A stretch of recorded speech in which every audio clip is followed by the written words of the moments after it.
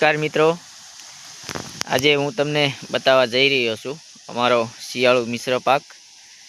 તેમાં હાલ અમે સૂરજમુખી મિશ્ર પાકમાં પાળે પાળે બધી નાખેલા છે, એકને એક પાળા ઉપર.